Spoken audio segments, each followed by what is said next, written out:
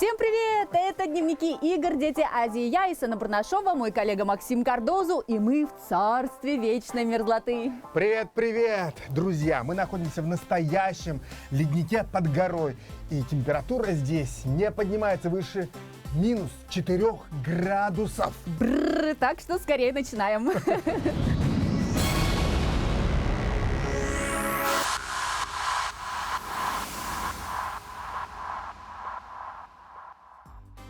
Айсена, посмотри, какой величественный трон. Представляешь, если бы победители игр чествовали не на пьедестале, а усаживали вот так, по-королевски. Да.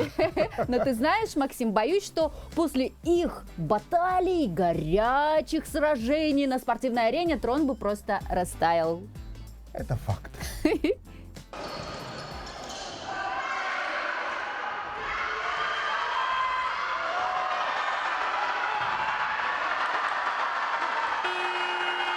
На кону медали высшего достоинства, на паркете сильнейшие сборные, градус эмоций накален до предела.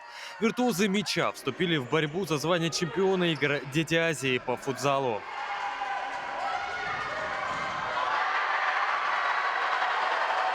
В матче за третье место сыграли команды Узбекистана и Дальневосточного федерального округа. Первыми счет открыли дальневосточники, оформив сразу несколько голов результативными передачами. Уверенный темп игры сохранился до конца второго тайма, и как результат счет 5-1 в пользу команды ДФО и бронза игр «Дети Азии».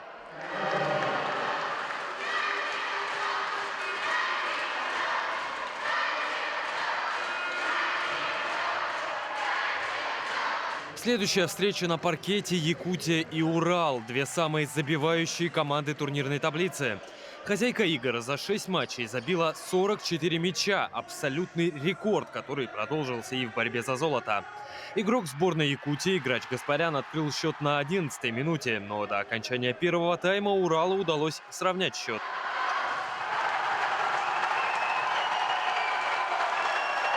На трибунах тоже накал страстей, и неудивительно, это второй раз за историю игр, когда команды Якутии и Урала оспаривают золото. Предыдущая подобная встреча состоялась на играх 22 года во Владивостоке. С первых минут второго тайма якутяне показывали динамичную игру, открыв счет на 4-й минуте, но атаки уральцев были продуманнее. Как результат, счет 3-2 и звание двукратного чемпиона игр «Дети Азии» по футзалу у команды Уральского федерального округа. Самый последний момент, он был самый сложный, потому что, я уже думал, что все, а там оставалось 2 секунды, и надо было уверенно как-то сыграть на выходе, чтобы точно уже все было спокойно. Позади 8 игровых дней и 23 матча, наполненных радостью выигрышей и слезами поражений. Футзалисты едины во мнении. Останавливаться в этом виде спорта нельзя ни на минуту, ведь только так можно достичь новых больших побед. Петр Васильев, Ренат Нахиев. Максим, а ты знал, что сюда, в царство вечной мерзлоты, каждый год 1 декабря приезжает Дед Мороз из Великого Устюга? Наверняка, чтобы подзарядиться холодом. Нет, он приезжает, чтобы забрать письма с желаниями, которые здесь оставляют детишки круглый год.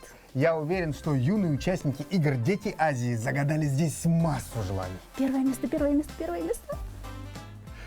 С раннего утра начались новые партии в игру ГО. 26 участников продолжают захватывать территории на габанах. Так называются специальные игровые доски для игры шахматного типа. Это достаточно сильные ребята с высоким рейтингом, на которые мы приехали посмотреть, с ними сыграть. Конечно, набраться у них опыта. В этой игре идет борьба за ресурсы. Раньше основным ресурсом была земля. ГО отражает эту борьбу за территорию. Здесь победа или поражение на все 100% зависят от навыков, а не от случайности.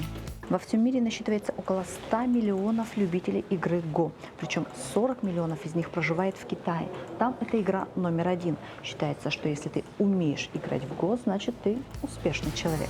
2 дня на каждый турнир. В парных и командных соревнованиях уже определены победители и призеры. Совсем скоро станут известны именно самых сильных игроков в ГО. Очень сильный состав приехал из Москвы. Москва на этом турнире оказался фаворитом, но в личном первенстве борьба идет не только среди московских игроков. Там хорошо себя показали игроки из Магадана, из Уральского федерального округа. Ну и очень сильную команду выставил Якутск в этом году. Стратегическую игру миру подарил Китай. Сначала она покорила Азию, сейчас покоряет Европу и объединяет все большее количество людей. В программу игр «Дети Азии» ГО включена впервые. Мы от души хотим поблагодарить принимающую сторону за теплое гостеприимство, которое нам здесь оказывается с первого дня. Мы от души почувствовали желание нас удивить. Мы успели попробовать якутскую кухню, свежую строганину. Мы успели побывать в усадьбе музея Атласовых. Мы неожиданно открыли для себя народный праздник народа Саха – Исыах. Очки начисляются по одному за каждый свободный перекресток и за каждый захваченный камень. Побеждает тот, кто набрал больше очков. ГО – это игра стратегическая, там надо очень много думать, и это довольно интересно. Это мой первый опыт на таких больших соревнованиях. Мне очень интересно, очень сильные противники, и довольно большой опыт. Несмотря на то, что правила игры ГО запоминаются за 5 минут, она считается сложнейшей игрой в мире. Игроки разыграют 4 комплекта медалей в командном, парном турнирах и в личном турнире среди юношей и девушек. Ирина Жданова, Радомир Сергеев.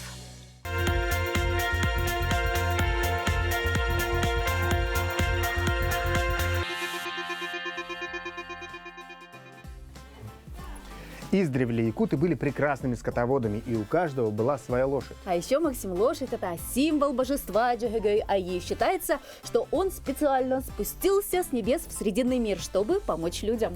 Я уверен, что Джагэгэй Айи не оставит без своего покровительства и юных участников игр «Дети Азии», придаст им силы и скорости. Первые 5 стартовых номеров. Готовимся к старту. Скоростной сектор нового скалодрома высотой 15 метров еще недостаточно обкатан. Спортсмены готовятся к первому официальному восхождению. Да, мы бережем пальцы, потому что зацепки новые, все такое вот еще не облазанное, оно очень сильно стирает кожу. У детей, если вы видели, у некоторых кровавые мозоли. То есть, это такое бывает, когда на новых сооружениях тренируются и соревнуются, тогда, мы к этому морально готовы. Вот у нас всегда есть пластырь с собой. Правила просты. Спортсменам нужно преодолеть абсолютно одинаковую трассу на время. Кто добрался до вершины первым, тот и победил. В финальном раунде они уже лезут на выбывание. То есть по олимпийской системе 1/8, 1/4. И в парной гонке кто быстрее, тот и получается лучше. Быстрее, выше, сильнее. Всем известный девиз, очень актуален здесь и сейчас. На дистанции может произойти все, что угодно. Сорваться с трассы, обидно поскользнуться. А тот, кто проигрывает, не должен сдаваться. На последних метрах можно отыграть свои победные секунды. С каждой секундой напряжение росло. Самое интересное происходило в полуфинальной части. В 4 лучших пробились 3 уральца, представители сильнейшей школы России, и спортсмен из Казахстана. Но Степанова так просто не сбить.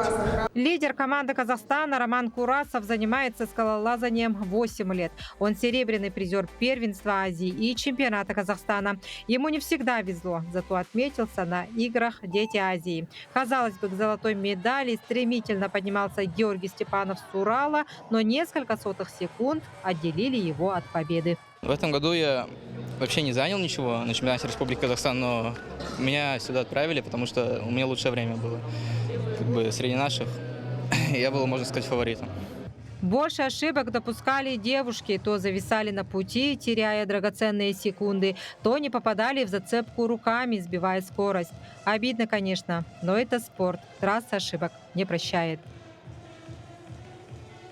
За золотую медаль конкурентную борьбу вели Анастасия Попова с Урала и Мария Силкина из Сибири. Скалолазы добежали до финиша одновременно, но все же рука Марии к заветной кнопке прикоснулась чуть быстрее, на 32 сотые секунды. В этот спорт она пришла в 5 лет и достигла первого серьезного результата.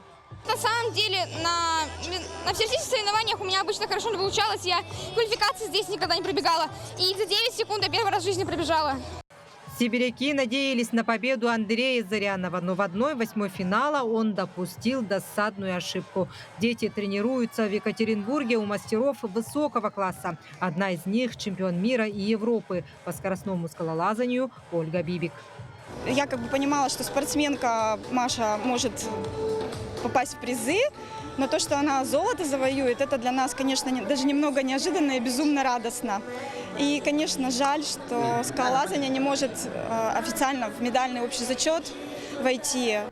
Итак, это был исторический момент на скоростной трассе игр «Дети Азии». Бронзовые награды получили уралец Ярослав Барышев и Арина Новицкая из Казахстана. Ну а новый скалодром позволит якутянам выйти на совершенно новый уровень. Евгения Егорова, Георгий Григорьев.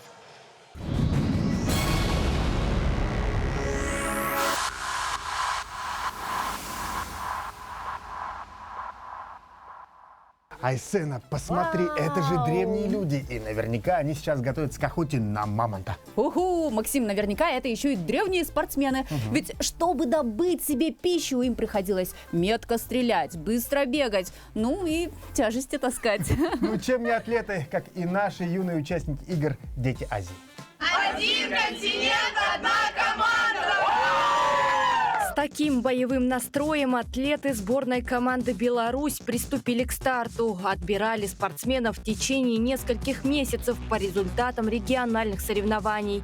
В финальном забеге как юноши, так и девушки снова отличились, установив рекорд дня по легкой атлетике. Я в эстафете нашей не сомневался, так как у нас были сильные пацаны за нашу команду. У меня достаточно неплохие показатели, но лучшие показатели я выдал для нашей команды на эстафете. Насчет эмоций полно радости только. Я уверен, что и вся команда тоже рада. Девчонки наши, это вообще супер. Мы за них так болели, они, конечно, показали, как нужно бегать, поставили рекорд. Вообще супер. Для многих спортсменов игр «Дети Азии» – это первые старты международного уровня. Атлеты Сибирского федерального округа поделились, что эстафетный забег 4 на 400 не их конек. Однако это им не помешало проявить себя и показать достойный результат.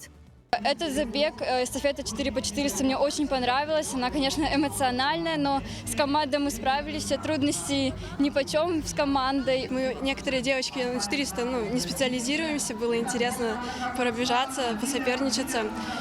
Тянулись за белорусскими, хотели 2 место, стали 2. Эмоции вообще невероятные. Отбираться было сложно, правда. Тернистый путь, но это правда того стоило. Невероятный опыт. Просто никогда не забуду эти соревнования. Финальный день забега в эстафете 4 на 400 принимают участие спортсмены из разных сборных. Сформированы они путем жеребьевки. В командах собрались юные атлеты со всех уголков мира. Главный символ спортивных соревнований, символ мира и дружбы, зажег сердца юных атлетов. Несмотря на языковой барьер, разный уровень физической подготовки и спортивную конкуренцию, спортсмены сплотились в одну большую дружную команду. Эстафета так и называется «Дружба». Должны быть дружелюбны ко всем. И это суть этой эстафеты. Да, это очень интересно, так как разные страны, мы можем не понять друг друга, но все равно выиграть. Это очень круто. Медали засчитаны в общий зачет каждой сборной, чьи представители были в составе команды эстафеты «Дружбы». За 4 соревновательных дня участники преодолели десятки километров на дистанциях, установили личные рекорды и достигли новых вершин. Действительно, тот самый момент, когда можно выдохнуть и сказать «они сделали это». Даяна Федорова, Ренат Нахиев.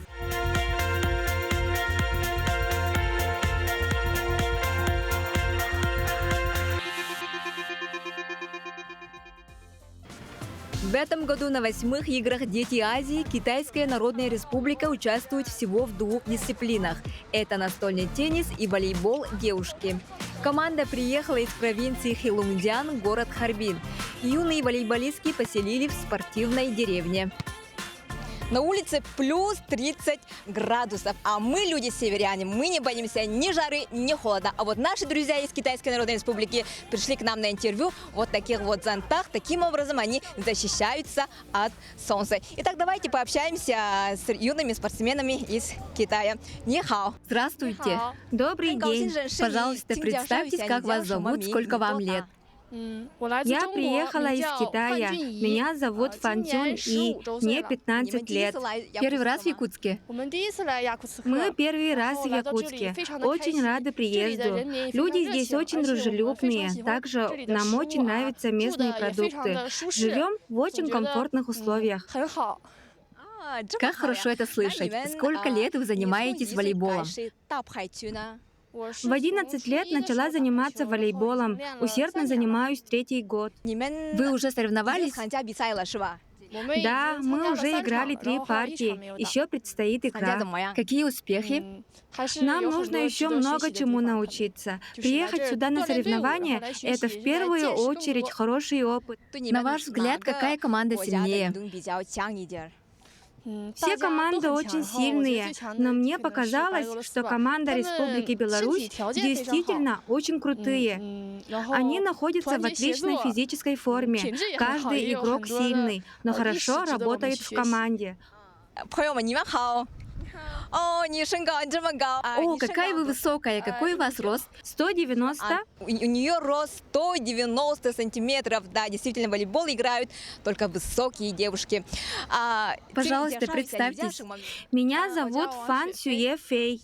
Очень рада познакомиться с вами. Меня зовут Дая. Здравствуйте, Дая. Как настроение? Первый раз в Якутске. Настроение очень хорошее.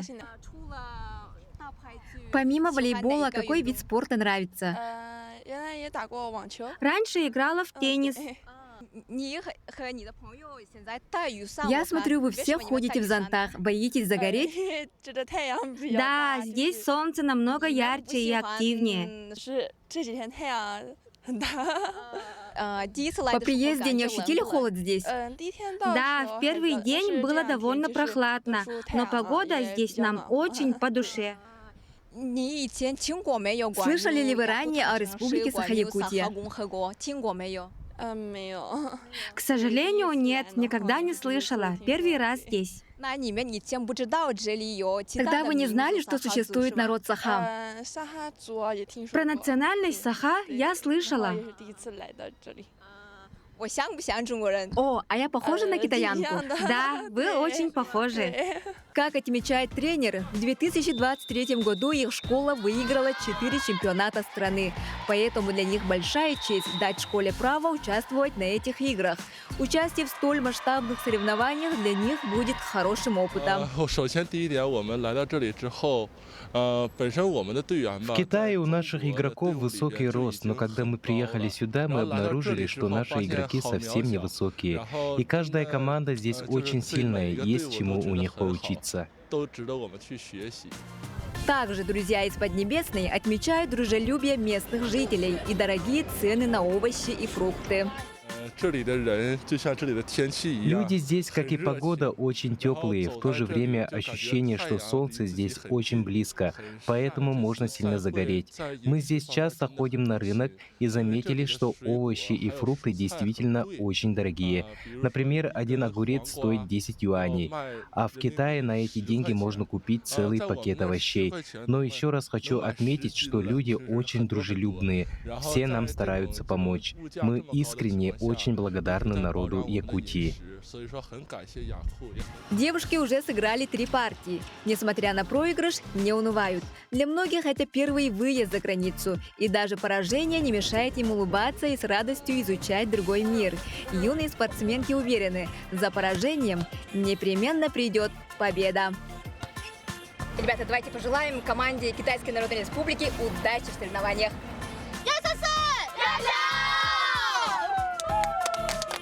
Дая Барашкова, Вадим Барашков.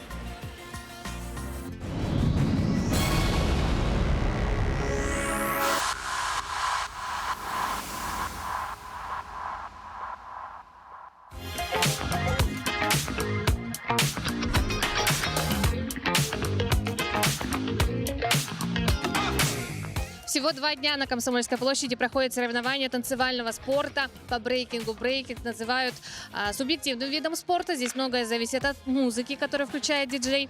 Сегодня мы узнаем, справились ли участники с волнением в незнакомой им атмосфере. Музыка, трюки, атмосфера веселья. С первого взгляда может показаться, что это и не соревнование вовсе.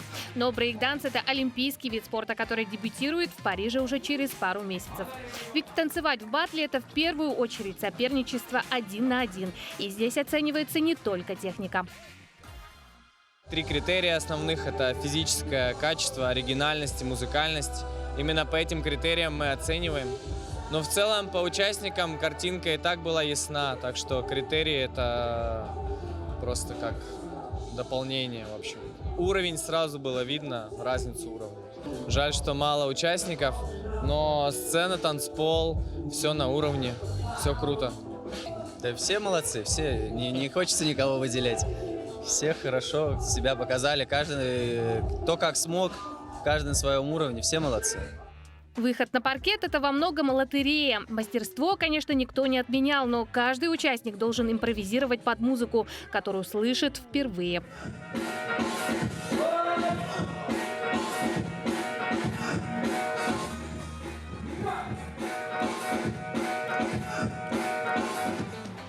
Даниилу из Новосибирска победа далась непросто. В начале батла он травмировал руку, но это не помешало ему стать лучшим. Брейк – это такой спорт, что ты не знаешь. Может, ты проиграешь сегодня, а завтра ты выиграешь вчистую. А послезавтра опять проиграешь вчистую тоже. Всегда непредсказуемо. Какие планы у тебя?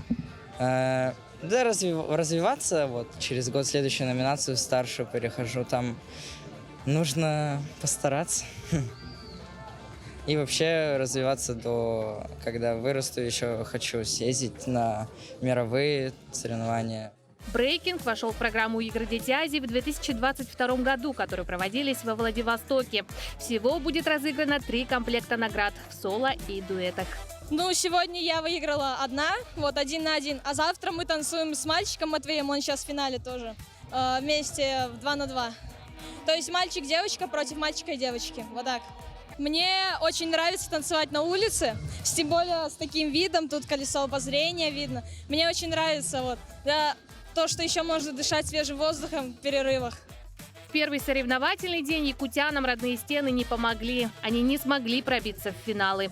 И неудивительно, несмотря на то, что иностранных участников не было, конкуренция на паркете зашкаливала. Ведь в России брейкинг активно развивается. Наши спортсмены входят в топ лучших в мире. Россия на мировом уровне является одним из лидеров. В этом году на Олимпийских играх не будут представлены российские брейкеры, но если бы они были, они бы претендовали на первое место точно. Катерина Винокурова, Виктор Олисов, Иннокентий Соловьев.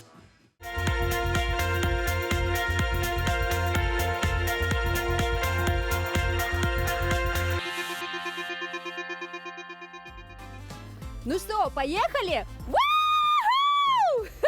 Максим, давай мне медаль. Айсена, ну какая медаль? Как ты будешь смотреть в глаза нашим участникам игр, которые для того, чтобы заработать свои медали, прилагают огромное количество сил? Ай, Максим, давайте тогда вернемся к соревнованиям. Давайте. Бороться с завязанными руками. Думали, такое невозможно, а нет. Добро пожаловать на соревнования по борьбе «Алыш». Алыш – это древний кыргызский национальный вид спорта. Задача борцов – свалить соперника на лопатки, не отпуская пояс.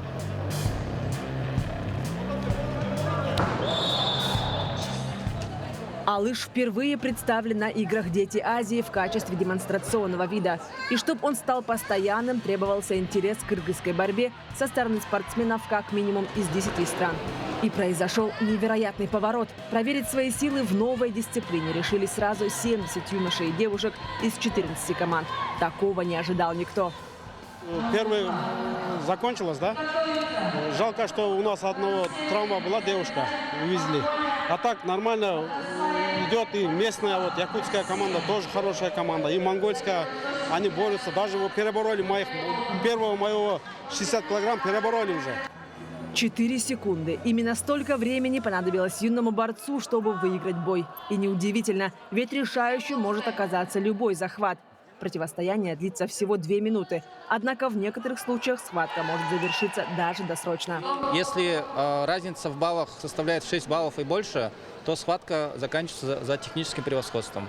А если один спортсмен бросает соперника на туше, на лопатке, то он досрочно выигрывает. Среди финалистов спортсмены из Кыргызстана, Казахстана, Пакистана и субъектов Российской Федерации. На сегодня алыш развивают в более чем 80 странах мира. И уже можно быть уверенными, что на следующих играх «Дети Азии» бороться на поясах будет намного больше атлетов. А значит, схватки на ковре станут еще зрелищнее и интереснее. Марфирина Алексеева, Иван Саркумов, Георгий Григорьев.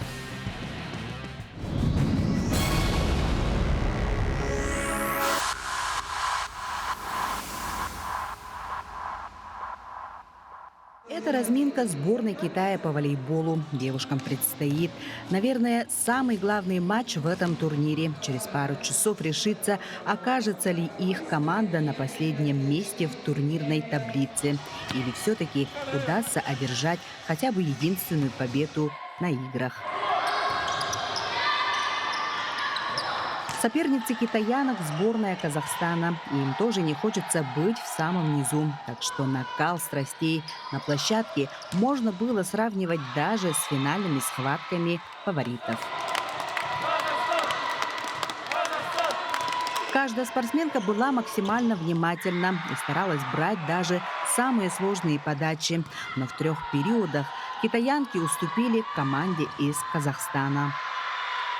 Волейбол я играю 3 года. Так как у нас опыта мало было, очень много ошибок в игре. Но мы рады, что участвовали в соревнованиях. Главное, посмотрели, как играют спортсмены из других стран. Я считаю, что за эти дни набрались большого опыта. Надеюсь, в следующий раз завоюем медали. Участницы из Китая в этот раз уезжают из Якутска без медалей. Они по праву стали настоящими любимцами всех участников соревнований и зрителей. Волейбола, играю в команде на работе, являюсь капитаном сборной предприятия. Я очень люблю волейбол, поэтому сегодня мы пришли поболеть и посмотреть интересную игру. Сегодня мой фаворит – это команда Китая. Они прекрасно тренировались, разминались. Видно, что они большие профессионалы, у них, скорее всего, большое будущее.